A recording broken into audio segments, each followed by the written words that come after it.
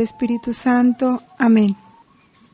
Dios te salve María, llena eres de gracia, el Señor es contigo.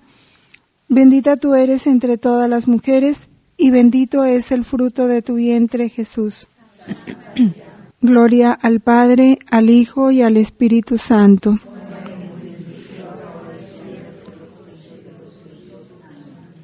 En el nombre del Padre, del Hijo, del Espíritu Santo. Amén.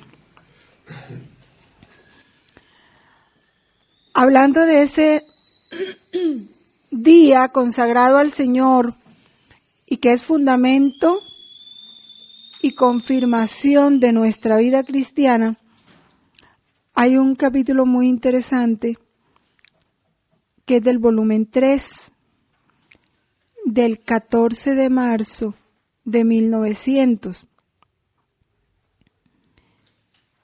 En ese capítulo se enseña cómo debe hacer la Iglesia para conocer quién le pertenece de verdad. Yo creo que ustedes aquí están viviendo los tiempos que se viven en Colombia y en todos los países, donde llega el momento de elegir gobernantes. Y supuestamente en un país católico, pues queremos que el gobernante sea alguien que realmente viva los principios de nuestra fe, porque nos va a ayudar a vivirlos. Pero si hay uno que es contrario, todas las leyes van a ser contrarias y entonces todo se trastorna. ¿Y cuál es la enseñanza que nos dan estos escritos sobre eso? Dice, habiéndome dado el confesor la obediencia de rogar al Señor que me manifestara el modo de atraer los ánimos al catolicismo y de renovar tanta incredulidad, le rogué varios días y el Señor se dignaba manifestarse sobre este punto. Finalmente me encontré fuera de mí, transportada al interior de un jardín. Me parecía el jardín de la iglesia, y estaban en él muchos sacerdotes y otras dignidades que disputaban acerca de este asunto. Y mientras hablaban, se presentaba un perro de desmesurado tamaño y fuerza. La mayor parte quedaban tan aterrados y abatidos que llegaban a dejarse morder de aquella bestia, y luego se retiraban acobardados por la acometida. Solo que aquel perro enfurecido no tenía fuerza para morder a los únicos que tenían a Jesús como centro en su propio corazón, de modo que formaba el objeto de todas sus acciones, pensamientos y deseos. Ah, sí, Jesús formaba el sello de estas personas, y la bestia quedaba tan débil que no tenía fuerza ni para respirar. Pues bien, mientras disputaban, yo sentía detrás de mis espaldas a Jesús que decía, todas las demás sociedades, y hagan ustedes la lista de las sociedades que conocen aquí, conocen quién pertenece a su partido. Solo mi iglesia no conoce quiénes son sus hijos. El primer paso es conocer quiénes son los que le pertenecen. Y a estos los podéis conocer. Entonces dice cómo. Fíjense, fijando un día para una reunión a la cual los invitaréis, a fin de que quien es católico intervenga en ella, acudiendo al lugar a propósito para dicha reunión, y a fin de establecer allí, con la ayuda de los católicos seglares, lo que conviene hacer. O sea, decir, es una reunión para católicos, que ahorita eso da miedo. Ya se habla de, no, la iglesia, basta que crea en Dios, no es suficiente. Nos da miedo como decir la palabra católicos. Segundo paso, ¿cuál es? Obligar a la confesión a aquellos católicos que intervienen, pues la confesión es la cosa principal que renueva al hombre y forma a los verdaderos católicos. Y esto no solo a quienes se encuentran presentes, sino obligar también al patrón a que exija a sus súbditos la confesión. Y en caso de que no lo consigan por las buenas, pues entonces los despiden de su servicio. Pero la iglesia, ¿sí? Porque la iglesia invita ¿a quiénes? A los católicos. Entonces no puede llegar uno que diga, ¿y usted por qué me va a obligar si yo soy protestante? No, es que yo invité a los católicos. Y necesito católicos que vivan en gracia.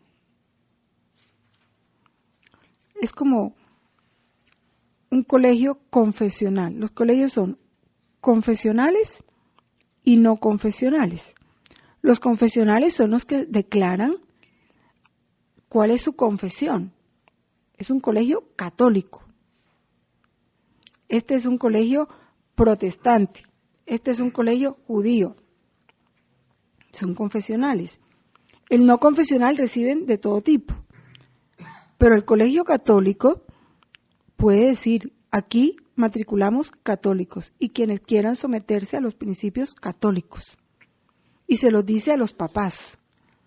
Y no es que usted a mi hijo no tiene por qué obligarlo a ir a misa, usted a mi hijo no tiene, no, es que es un colegio católico y vamos a educar para vivir la fe católica. Y eso yo creo que hace mucha falta ahorita en la iglesia, esa claridad de las cosas. No podemos vivir una fe a medias. A ratos sí, a ratos no. Es un mandamiento participar en la Eucaristía. ¿Sí? Confesarse por lo menos una vez al año, es un mandamiento de la iglesia. ¿Cómo que un católico que tengo 20 años que no me confieso? ¿Debe ser católico? ¿O qué tipo de católico es? No, no es católico. Pero como que no hay claridad en eso, como que sí, yo soy católico, pero no me confieso. Sí, yo soy católico, pero no, o sea, o eso es o no es. Entonces, eso es lo que se está enseñando aquí, o sea, tenemos que ser definidos y a veces Dios suscita las persecuciones religiosas, como dice el Evangelio, ¿sí? Para probar qué es lo que realmente hay en el corazón. Y el que realmente es, ¿sí? No le importa el martirio. Y el que no es, por evitar el sufrimiento, se pone del otro partido. Eso fue lo que Jesús mostró. ¿A quiénes mordió el perro? A los que no eran de verdad. Y a los que eran de verdad, no tuvo fuerza para atacarlos, porque vivían en su corazón a Cristo. Cristo reinaba, entonces Cristo era su fuerza. Entonces, por eso, a la confesión, un buen patrón empieza a catequizar a sus empleados. Yo necesito aquí católicos de verdad. Y si tú vives la fe, entusiasma, porque el convencido convence, pero el que no está convencido no puede convencer.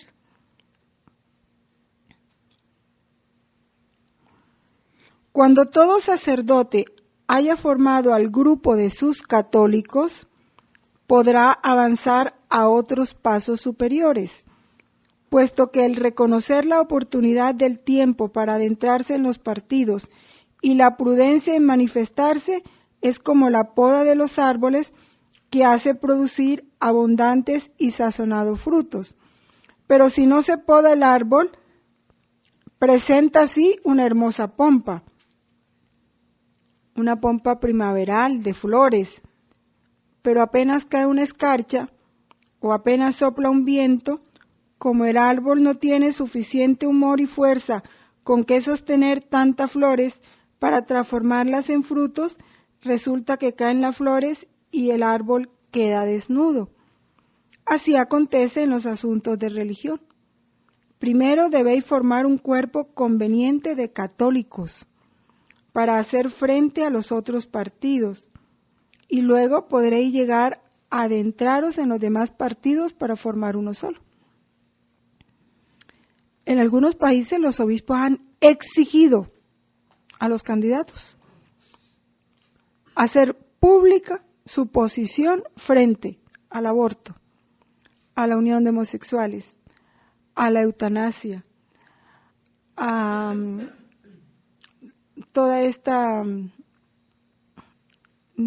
derecho a la vida, al matrimonio civil, su posición pública. Obligaron a hacerla pública en los periódicos. Pero al igual, hubo unos que le decían, ¿y usted qué piensa sobre cuál es su posición frente al aborto y a la unión de homosexuales? No tengo, ¿cómo es que dije? En el momento no tengo qué decir sobre eso. Sobre eso prefiero callar. Un candidato, bobo los que lo elijan. Ante una respuesta de esa, pues, que no merece ni siquiera que se le mire como candidato. O sea, no has definido tu posición frente a eso, entonces ¿para dónde vas? ¿O para dónde vas a llevar al pueblo? Entonces, la iglesia somos nosotros, ¿verdad? En lo que nos toque, no pensemos en un partido político, en una presidencia, pero en lo poquito. En lo poquito, si tú vas a buscar una persona que te va a ayudar en la educación de tus hijos, mientras tú estás ausente, busca con criterio católico. Si no puedes meter en tu casa a alguien que va a darle a tus hijos algo contrario a lo que tú le estás enseñando. O sea, son cosas pequeñitas, pero es darle a Dios el primer lugar en todo. Es estar pendiente de honrarlo en todo. Porque el hogar es una iglesia doméstica. Y si Jesús da estos consejos para la iglesia en general, cuánto más para la iglesia doméstica. El domingo es día de gracia y de descanso.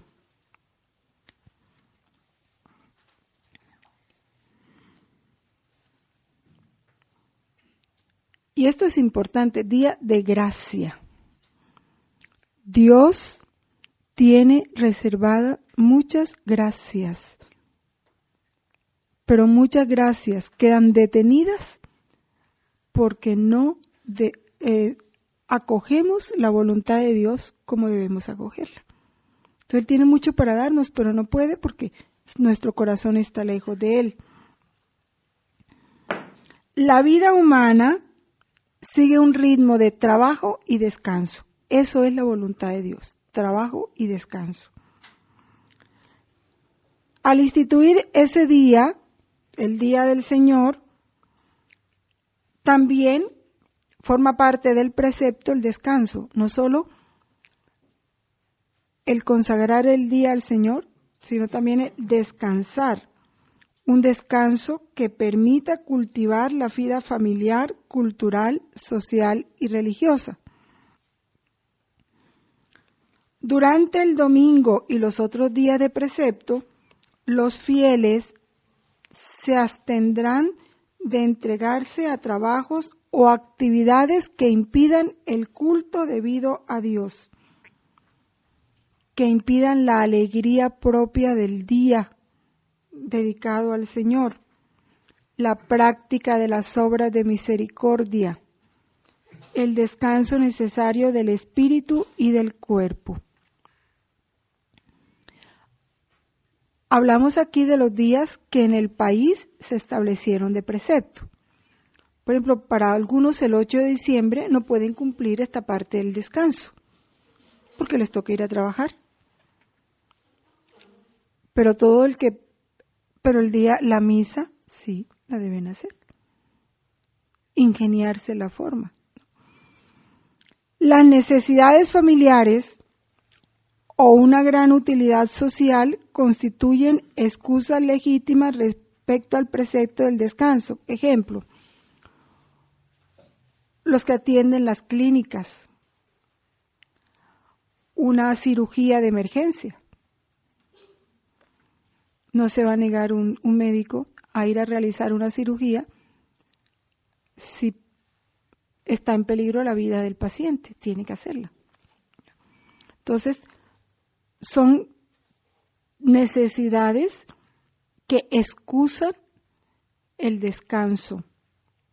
Y le tocó una cirugía de 8 horas y luego estar pendiente del paciente, no pudo volver a la casa. Bueno, esas son. El que trabaja en la empresa eléctrica y se dañó un sector por allá, una parte eléctrica, y le toca andar a trabajar, irse a trabajar corriendo, porque si no peligra la vida de los que están allí, tiene que hacerlo. Y esas son situaciones, ¿verdad? Los fieles deben cuidar de que legítimas excusas, esto es bien importante, cuidar, de que legítimas excusas no introduzcan hábitos perjudiciales a la religión, a la vida de familia y a la salud.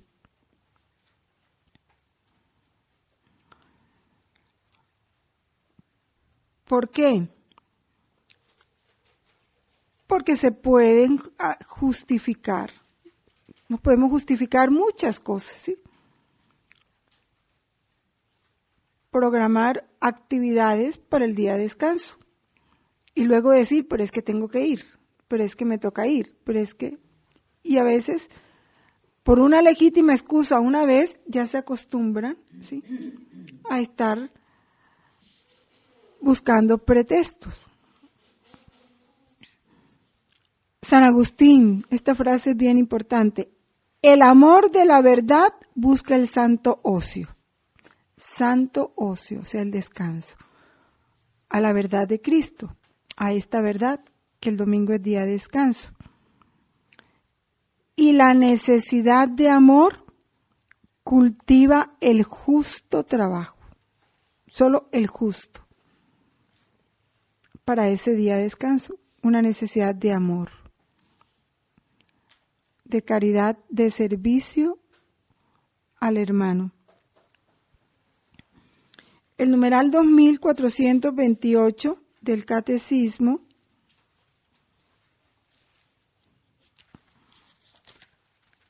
nos amplía este numeral. En el trabajo, la persona ejerce y aplica una parte de las capacidades inscritas en su naturaleza. El valor primordial del trabajo pertenece al hombre mismo, que es su autor y su destinatario. El trabajo es para el hombre y no el hombre para el trabajo. Ahorita vamos a decir algunas cosas importantes sobre el trabajo que ha determinado la Iglesia para este día. El numeral 2186. Los cristianos que disponen de tiempo de descanso deben acordarse de sus hermanos que tienen las mismas necesidades, los mismos derechos y no pueden descansar a causa de la pobreza y la miseria.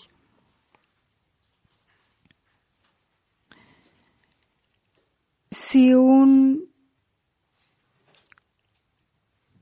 empleada doméstica trabaja en tu casa, tiene obligación a un día de descanso. Así el derecho laboral no lo pidiera. Porque nosotros tenemos que estar por encima de la ley, ¿sí?, de la ley civil. Para nosotros impera la ley divina. Pero si ves que por su gran pobreza y necesidad. El día que tú le das descanso no lo puede descansar, porque su necesidad le obliga a otras cosas, pues debes ingeniártela. Ingeniarte tú para darle a ella el descanso que ves que necesita y que por su enfermedad, por su pobreza, no lo puede tomar. Entonces ahí es donde entra la verdadera caridad y justicia para con el hermano dentro de un criterio verdaderamente cristiano.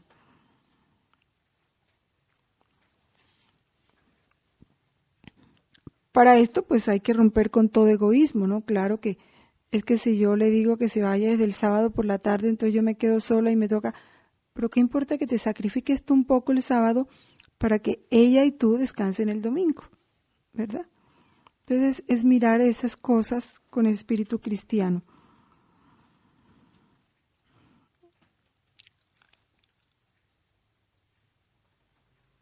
El domingo está tradicionalmente consagrado por la piedad cristiana a obras buenas, a servicios humildes para con los enfermos, débiles y ancianos. Los cristianos deben santificar también el domingo, dedicando a su familia el tiempo y los cuidados difíciles de prestar los otros días de la semana.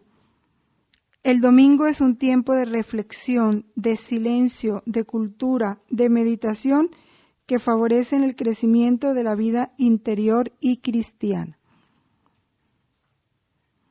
El numeral 2447 amplía este número y lo confirma. Entonces nos habla de las obras de misericordia.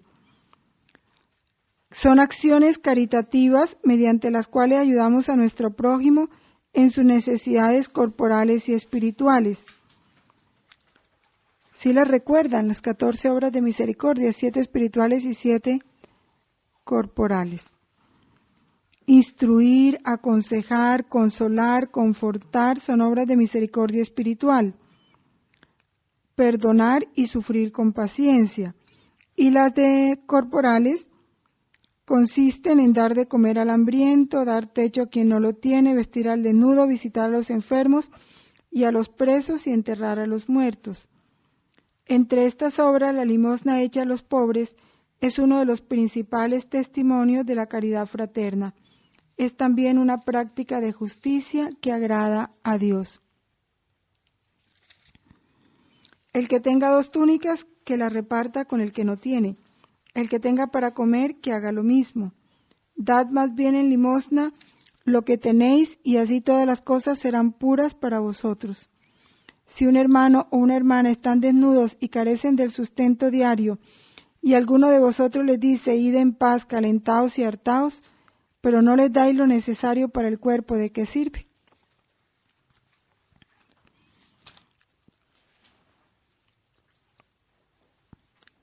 El numeral 2187 y el 2188 nos terminan ampliando esto. Vamos a leerlo porque son bien importantes y no quiero que se me escape detalle. Santificar los domingos, ese término es importante, santificarlo, exige un esfuerzo común. No lo podemos hacer solos, entendamos esto, no lo podemos hacer solos. Cada cristiano debe evitar imponer sin necesidad a otro lo que le impediría guardar el día del Señor. Un patrono católico no debe obligar a trabajar el domingo, a no ser un lugar que se abre los domingos, ¿verdad? Porque ese día le va a servir de recreación a los demás, los que trabajan en un parque de recreación, en un estadero donde la gente va a compartir, bueno, ahí necesita trabajar para poder brindarle a los otros una debida recreación. Pero ¿qué pasa? Cuando las costumbres, el deporte, los restaurantes, los lugares de recreación y los compromisos sociales requieren de algunos un trabajo dominical. Cada uno tiene la responsabilidad de dedicar un tiempo suficiente al descanso personal. Me toca trabajar, bueno, yo le hablo a mi patrón, bueno, está bien. ¿Cuántas horas? Yo necesito un tiempo de descanso. Buscarlo, proporcionarlo. Los fieles cuidarán con moderación y caridad evitar los excesos y las violencias engendrados a veces por espectáculos multitudinarios. A pesar de las presiones económicas, los poderes públicos deben asegurar a los ciudadanos un tiempo destinado al descanso y al culto divino. Los patronos tienen una obligación análoga con respecto a sus empleados. Sobre esto, en el Antiguo Testamento, Dios era muy exigente. ¿Y cuántos castigos recibió el pueblo por no guardar el sábado? En el Éxodo, capítulo 35, versículo 2, 6 días trabajaréis, pero el séptimo día será para vosotros santo, día de descanso consagrado a Yahvé. El que en ese día haga un trabajo cualquiera será castigado con la muerte. Era la forma como Dios tenía que educarlos. Era un pueblo de dura cerviz. En el profeta Ezequiel, capítulo 20,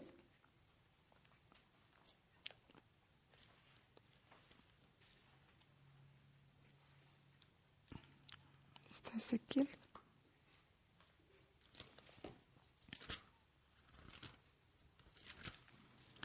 En el versículo 13,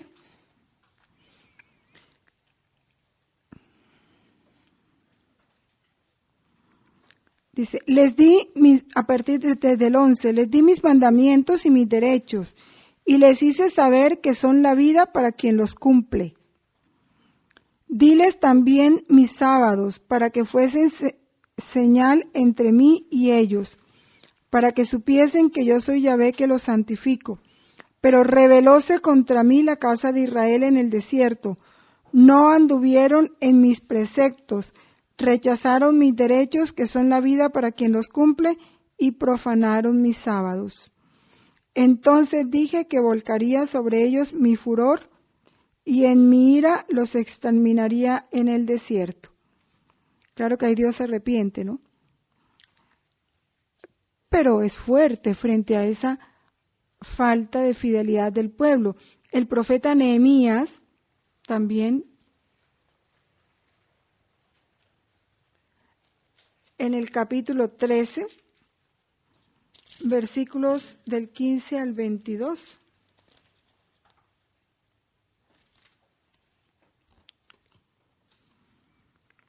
Por aquellos días vi en Judá que algunos pisaban en sus lagares el sábado y acarreaban haces, cargaban asnos con vino, con uvas, con higos y toda suerte de cargas y los traían a Jerusalén en día de sábado. Los advertí acerca del día en que vendían sus mercaderías. Había también tirios que traían el pescado y toda clase de mercancías vendiéndolas a los hijos de Judá el día del sábado.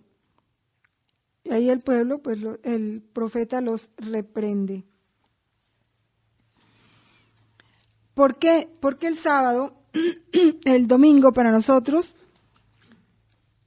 tiene que ser un día de gracia y de descanso para poder atender más libremente el servicio de Dios. Si se trabaja, no hay tiempo para la misa, no hay tiempo para la meditación, no hay tiempo para las obras de caridad, no hay tiempo para estar con la familia y compartir con ella la palabra, no hay tiempo para nada. Para cuidarlo, consagrarlo al cuidado de nuestra alma. ¿Por qué mucha gente no conoce el catecismo? Porque no tiene tiempo para leerlo. Y no hay tiempo porque no hay descanso. para tener un justo y necesario descanso. ¿Cuáles trabajos están prohibidos? Todos los trabajos de campo.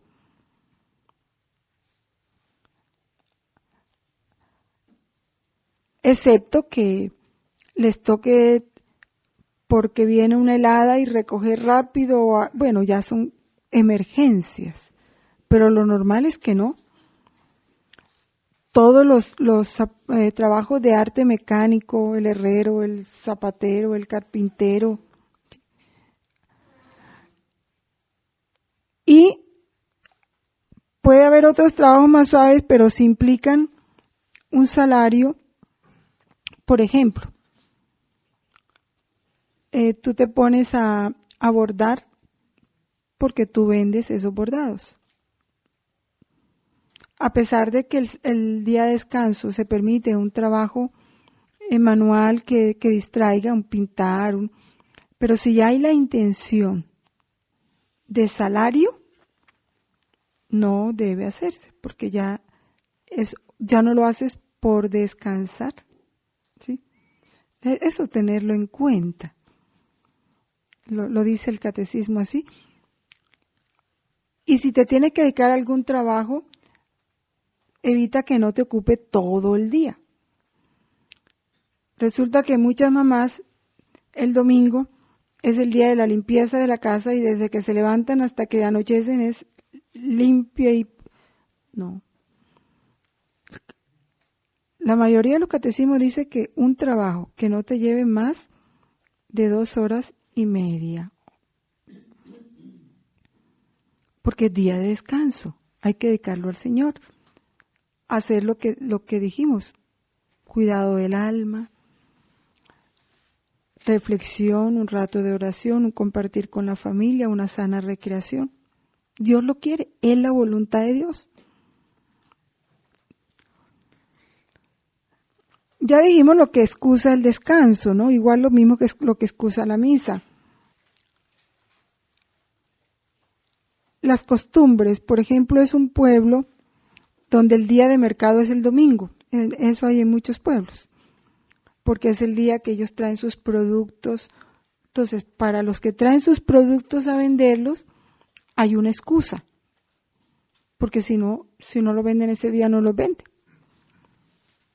Pero fíjense que en los pueblos católicos el día de mercado es mediodía, no más. Entonces el campesino viene, hay una misa bien temprano para ellos, y después de su misa se abre el mercado. Hacia el mediodía están cerrando el mercado y se regresan a sus veredas. Regularmente los pueblos católicos así se han organizado para atender esta norma, esta voluntad del Señor. La conducción de carros. Alguno tiene que manejar el transporte el domingo. Entonces, igual hacerlo en un horario corto, no el de todos los días, que no te quite el tiempo para la misa, por ejemplo, para un taxista, para uno que transporta un transporte público. Y tomar el descanso. También los empresarios tener en cuenta eso si son católicos. La piedad, el sacristán, el que arregla pues ese trabajo le es permitido porque precisamente está dentro del culto debido a Dios. Las necesidades propias o ajenas. Cuidar un enfermo, el médico, las enfermeras, los que tienen que hacer trabajos urgentes, reparar un tubo que se rompió, un problema de electricidad o de gas.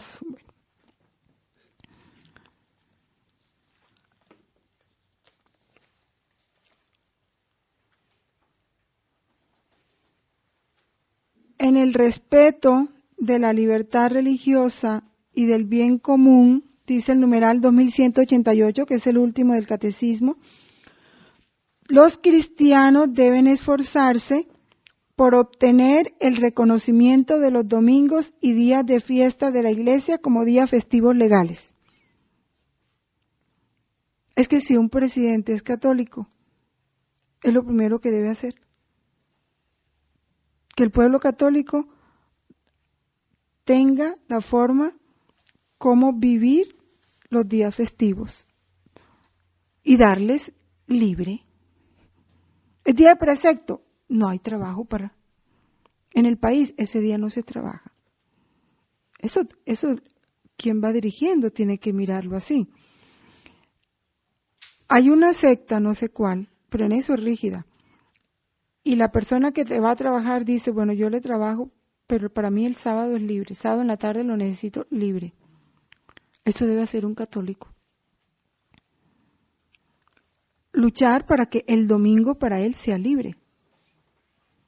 Pero muchos ni les da hasta miedo decir porque si no pierden el trabajo. Deben dar a todos un ejemplo público de oración, de respeto, de alegría, defender sus tradiciones como una contribución preciosa a la vida espiritual de la sociedad humana. Si la legislación del país u otras razones obligan a trabajar el domingo, este día debe ser al menos vivido ya en su interior. Cuando no está uno en países católicos o el presidente que subió no es católico y no tuvo en cuenta eso, entonces, ¿cómo debe vivir el católico? Como el día de nuestra liberación que nos hace participar en esta reunión de fiesta, en esta asamblea de los primogénitos inscritos en el cielo.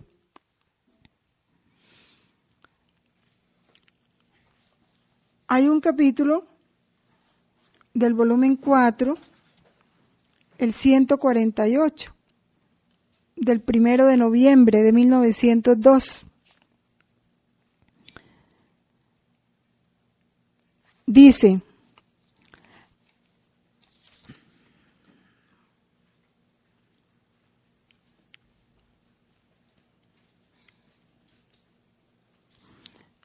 la verdadera seriedad se encuentra en la religión y la verdadera religión consiste en mirar al prójimo en Dios y a Dios en el prójimo. La palabra religión para el mundo es palabra ridícula y parece que no vale nada. Y mire el año en que fue escrito esto, 1902. Pero delante de mí, toda palabra que pertenece a la religión es una virtud de valor infinito, tanto que me serví de su palabra para propagar la fe en todo el universo, y el que se ejercita en esto me sirve de boca para manifestar a las criaturas mi voluntad.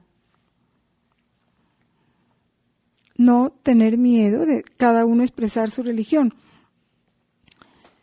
Decíamos que es día de gracia. ¿Cuántos castigos que no sabemos se vienen porque no se guarda el tercer mandamiento? ¿Cuántos hogares separados porque no hubo fidelidad? Si no hay fidelidad a Dios, no puede haber fidelidad en la pareja, estén seguros. No hay fuerza porque el fiel es Dios. Hogares destruidos, el hombre se dedica a tomar, los hijos, hay un desorden en el hogar muchas veces, por eso dice es fundamento y confirmación de la vida cristiana.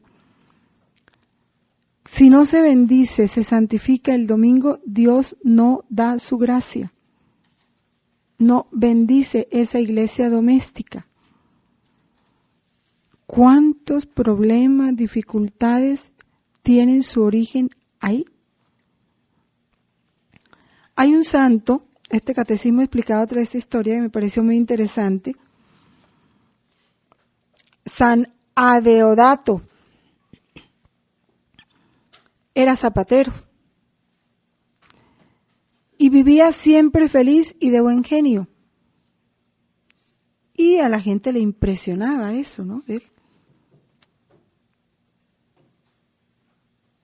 Y un día, otro zapatero le dijo, ¿cuál es el secreto para que usted viva tan alegre? Y San Adeodato le respondió, venga el domingo y le muestro la fórmula para ser feliz. Levántese un poco más tarde el domingo. Báñese en regadera todo el cuerpo. Póngase el mejor vestido que tenga. Tómese un desayuno mejor que el de los demás días. Y venga hacia las 9 de la mañana y le enseño la fórmula para ser feliz. Así lo hizo el otro zapatero. San Adeodato lo invitó a ir a misa y a confesarse. Él lo hizo. Rezaron, cantaron, oyeron a la palabra de Dios y comulgaron. Luego fueron a visitar a algunos amigos, tomaron un almuerzo mejor que en los demás días.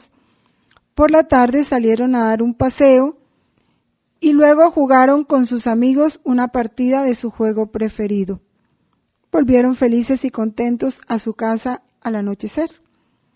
Al día siguiente el otro zapatero le preguntó al santo: «Usted me dijo que me iba a enseñar la fórmula para ser feliz. ¿Cuál es? No me dijo nada».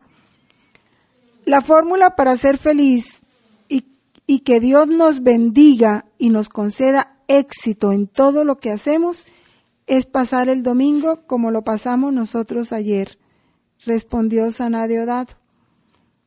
¿Cómo amaneció hoy? Muy contento. Si le da a Dios el gusto de hacer de cada domingo un día santo, alegre y feliz, esa es la fórmula para ser feliz. Y así como en el Antiguo Testamento había castigos para los que no guardan el sábado, así en nuestro tiempo es día de gracia. Hay muchas bendiciones para quienes viven el domingo como lo pide el Señor, un día de gracia dedicado a Él, reconociendo su fidelidad, su inquebrantable fidelidad, y haciendo su voluntad. ¿Tú quieres que este día descanse? Vamos a descansar. Y voy a hacer descansar a todos los que viven conmigo. Voy a hacerles pasar un día feliz. Porque eso también está en los que son cabeza de las iglesias domésticas, ¿sí? De ellos depende el que su familia santifique ese día o no, lo consagre al Señor o no, ¿sí? Pero eso de que desde que se levantan a las 7 de la mañana hasta que se acuestan al pie de un televisor, eso no es santificar el día del Señor. Pero entonces está en esa organización de la familia, ¿sí? Vivir este mandamiento como Dios lo pide, con todo el entusiasmo de un verdadero católico.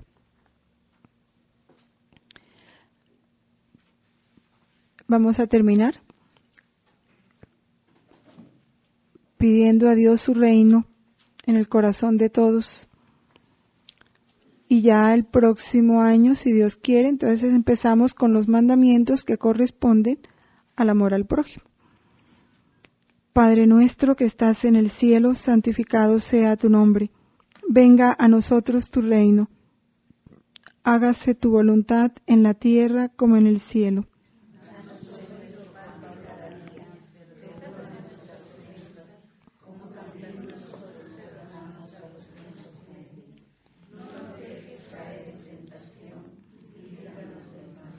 Gloria al Padre, al Hijo y al Espíritu Santo.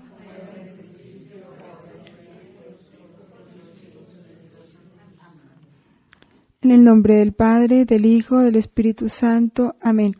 Añado algo sobre la Eucaristía. ¿Cuándo la misa del domingo es válida? Primero, cuando hay una presencia corporal. Si no hay una razón justa, hay que ir al templo. No se puede oír la misa por televisión ni por la radio. No es válida. Solo para los enfermos imposibilitados. Porque hay enfermos que pueden ir a la misa. Porque hay otros, no es que yo amanecí enferma, entonces la puedo ir por televisión. Pues si puedes ir, ves, si tienes... No toda enfermedad nos imposibilita para ir a misa. Entonces, eso tenerlo claro. Segundo, una presencia continua desde el principio de la misa hasta el fin. Por eso es misa entera, completa. Que muchos tienen el vicio de llegar tarde. La misa debe participarse con atención, aplicando la mente a lo que se está haciendo. Si te vas a la misa a leerte tu libro preferido, no, estuviste todo el tiempo en la misa, no es válida esa misa. Si estuviste pendiente de una llamada al celular y saliéndote cada rato y ni cuenta te diste qué pasó ni qué se hizo, no es válida la misa, porque a veces pasa así. Por estar pendientes de una llamada, toda la misa pasan pendientes de eso y ni saben ni qué dijo el padre. No, es la atención, aplicar la mente a lo que está sucediendo, a lo que se está haciendo. Eso es bien importante, porque se ha descuidado el precepto del domingo en ese sentido. Entonces se piensa que porque se fue. Ahora, puede que no estés dentro del templo, hay misas que se llenan tanto que te toca escucharlas desde fuera, pero lo importante es, si estás siguiendo con atención todo, estás presente, así no estés dentro del templo, ¿no? Entonces es importante para la validez. Lo digo porque muchas personas llegan al ofertorio y piensan que ya quedaron contentos con eso. O después de la comunión se salen. No. Hay que esperar toda la misa, la bendición del sacerdote.